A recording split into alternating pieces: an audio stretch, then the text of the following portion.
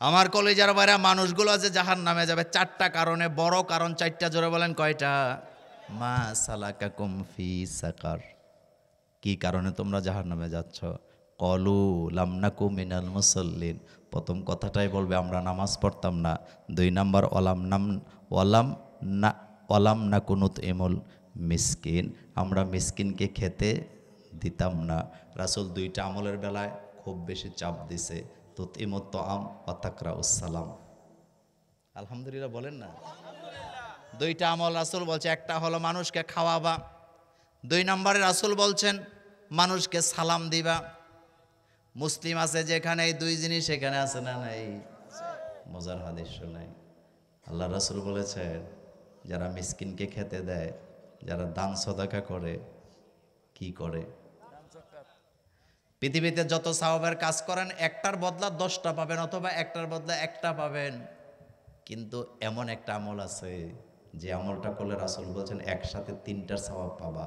তার ভিতরে একটা হলো কেউ যদি দান করে, এই দানের বিনিময়ে 3 প্রকারের সওয়াব হয়। প্রথম হলো জেহাদের ময়দানে ইসলামের জন্য জেহাদ করলে যে সওয়াব, এটাও পাওয়া যাবে। 2 নম্বরে রাসূল বলেছেন সারাদিন নফল রোজা রাখলে যা সওয়াব হবে সেটাও পাওয়া যাবে দানের কারণে। আর 3 নাম্বার সারা রাত জেগে জেগে নফল নামাজ পড়লে যত সওয়াব হবে তত সওয়াব আমল নামায় উঠে যাবে।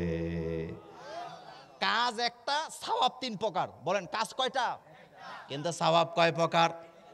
আগের দিনের মহিলারা রান্না করার আগে চাউলটা যখন টুরি দিয়া মাইপা নিতেন, ওখান থেকে 1 মুষ্টি চাউল আলাদা রেখে দিতেন।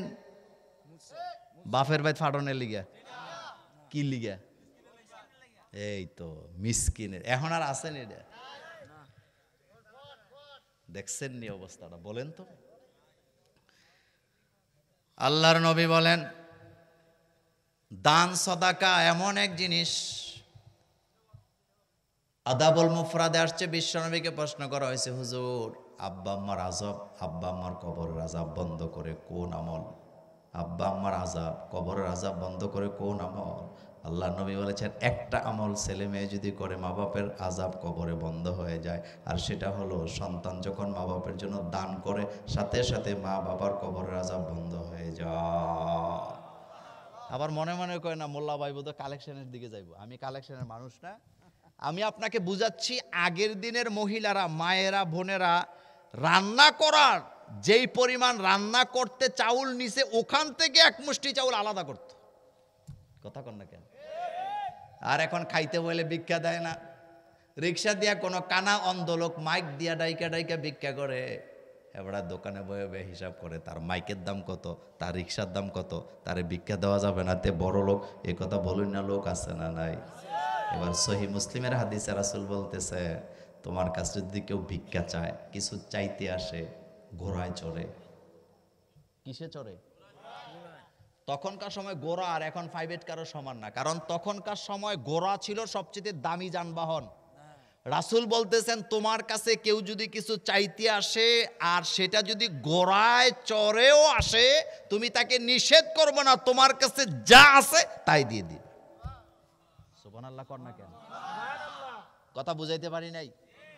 রাসূল বলতেছেন তোমার কাছে আইছে ঘোড়ায় চড়ে, আইসা কয় কিছু দেও, তোমার কাছে ঘোড়া নাই কিন্তু অল্প কিছু আছে তাই দিয়ে দাও, তোমাকে বরাকা দিবেন কে?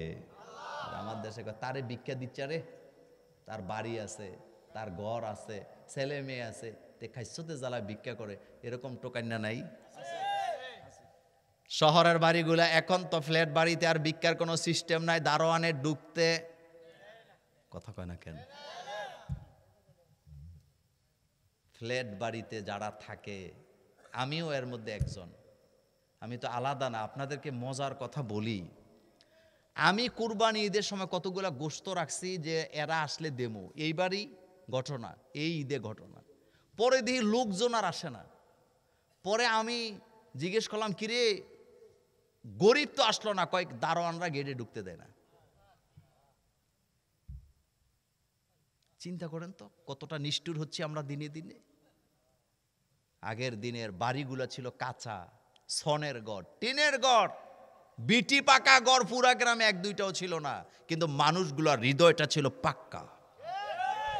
আর এখন ঘরে ঘরে বিল্ডিং বানাইয়া বাইয়ের সাথে বাইয়ের 10 দিন দেখা হয় না। আপনি ফোন দিয়েছেন পাশাপাশি বিল্ডিং, ফোন দিয়া জিগা তোর বাইয়ে কয় আজকে 5 দিন দেখা নাই, কথা কন না কেন? কি ইসলামটা শিখছি আমরা, কি ইসলামটা শিখছেন আপনি? মায়েরা বোনেরা এত সতর্ক ছিল, রান্না করার জন্য চাউল নিচে সেখান থেকে একটু মুট করে আলাদা রেখে দিতেন ওখান থেকে। এরপরে আমি দেখতাম ভিক্ষুক আসতো, ভিক্ষুকরা আইসা ভিক্ষা চাইতো, যতটুক পারতো দিয়ে দিত, ভাত খাইতে বসুক আর যা করুক দিত। আর এখন খাইতে বলে তো দরজাই খুলে না, দরজা। এমন ডাকাইত আছে না নাই? অথচ আল্লাহ কোরআনে বলছেন ওয়ালাম নাকু নুতঈমুল মিসকিন, যারা মিসকিনকে খেতে দেয় না তারা জাহান্নামে যাবে। একটা মজার হাদিস শুনে আপনাদেরকে, উম্মে সালমা রাদিয়াল্লাহু তাআলা আনহা, নাম শুনছেন? আমাদের মা। আল্লাহ রাসূল তার ঘরে যাবেন খাইতে, আজকে তার ঘরে রুটি ছিল, গোশত ছিল। একজন ভিক্ষুক এসে বলছে আমাকে কিছু খেতে দেন, দেয় নাই। মনে মনে ভাবছিলেন এটা আল্লাহ রাসূলের জন্য খাবার, এটা যদি দিয়ে দেয় রাসূল রাতের বেলা কি খাবে। কিছুক্ষণ পরে আল্লাহর রাসূল আয়েশা কইছে উম্মে সালমা ঘরে কি খাবার আছে? কয় হ্যাঁ হুজুর আছে, নিয়ে আসো। উম্মে সালমা পাতিলা আনতে যাইয়া ডাকনা উঠাইয়া দেখে খাবার নাই, ওই খাবারের জায়গায় 2টা টুকরা পাথর পড়ে আছে। বিশ্ব নবী তো, নবীকে আল্লাহ কখনো উল্টা পাল্টা কোনো খাবার খেতে দেয় নাই। আল্লাহ রাসূল বলেন উম্মে সালমা লজ্জায় পড়ে গেছে, আমি তো রুটি রাখছিলাম, গোশত রাখছিলাম, কিন্তু এটা তো নাই, এখন আমি রাসূলকে কি বলবো? লজ্জা পেয়ে গেছে। রাসূল কই কি খবর, খাবার কে আনছো? কয় না হুজুর রাখছিলাম রুটি আর গোশত, কিন্তু এটা তো পাথরের টুকরা পড়ে আছে, খাবার গেল কই? আল্লাহ নবী হাসি দিয়ে বলেন নিশ্চিত তুমি মিসকিনকে খেতে দাও নাই। কয় হুজুর আপনি কেমনে বুঝলেন? কয় আমি নমুনাটাই বুঝছি। ও উম্মে সালমা মনে রাখবা, যারা মিসকিনকে না দিয়া নিজেরা খায় তারা যেন পাথর খায়। নাউজুবিল্লাহ বাইজে কয়েন বলেন, যারা মিসকিনকে না দিয়া খায় তারা কি খায়? পাথর। আমরা আলেমের কিতাবে, আদবের কিতাবে কোথায় একটা ঘটনা পড়ছিলাম, মনে নাই, সেখানে একটা ঘটনা আমরা পড়ছিলাম। এক ভদ্রলোক বিয়ে করছে, করার পরে নতুন বধূকে নিয়ে আজকেই সকালবেলা খাইতে বসছে। নতুন বউ লইয়া খাওয়ার একটা দুমদাম আছে না? যখন খাইতে বসছে তখন একটা ভিক্ষুক এসে বলছে আমাকে কিছু খেতে দেন। এমন দমকি দিছে, আর সময় পাস নাই, নতুন বউ লইয়া খাইতে বইছি, ধমকি দে যা বেটা। আরবের গল্পটা কিন্তু আরব দেশের, ধমকি দিয়ে খেদায় দিছে, ও চলে গেছে। কিছুদিন পরে এই লোকটা গরিব হয়ে গেছে। তা আরব দেশে যতগুলা কারণে বউ স্বামী থেকে তালাক নেয়, সবচেয়ে বড় কারণ হলো কোনো স্বামী যদি যারা সৌদি আরবে ছিলেন তারা ঘটনাগুলো জানেন। সৌদি আরবে সবচেয়ে বেশি তালাক হয় জামাই যদি গরিব হয়ে যায়, বউ স্বেচ্ছায় তালাক নিয়ে চলে যায়। তো এই ভদ্রলোক গরিব হয়ে গেছে, বউ তালাক নিয়ে তার কাছ থেকে চলে গিয়ে ইদ্যত পালন করে আরেক জায়গায় বিয়ে বসছে। যেখানে বিয়ে বসছে ওই জায়গায় আবার প্রথম দিন খাইতে বইছে। এই টাইমে একজন ভিক্ষুক আইসা আমারে কিছু দেন।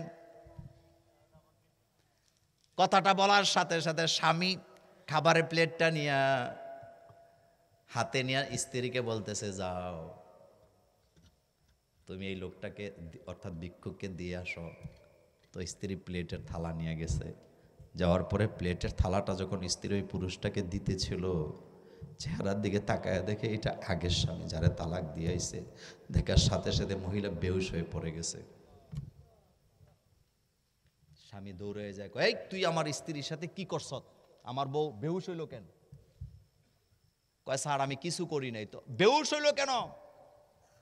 স্ত্রীর মাথায় পানি ডালার পরে যখন হুশ আনছে, এবার কথা চলতেছে তিনজনের মধ্যে। স্ত্রী বলতেছে তুমি বেহুশ হইলা কেন? বেহুশ হইলা কেন?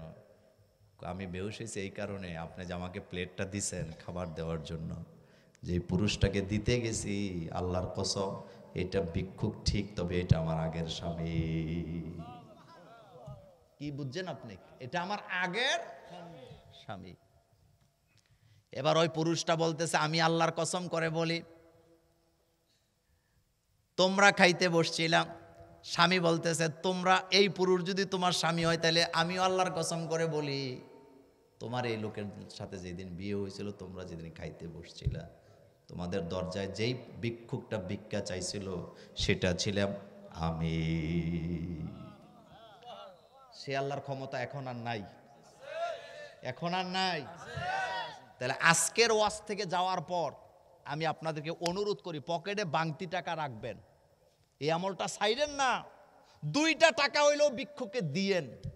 রাজি আছি না নাই? আপনি নামাজ না পড়লে যেমন জাহান্নামে যাবেন, মিসকিনকে না দিলেও আপনি জাহান্নামে যাবেন।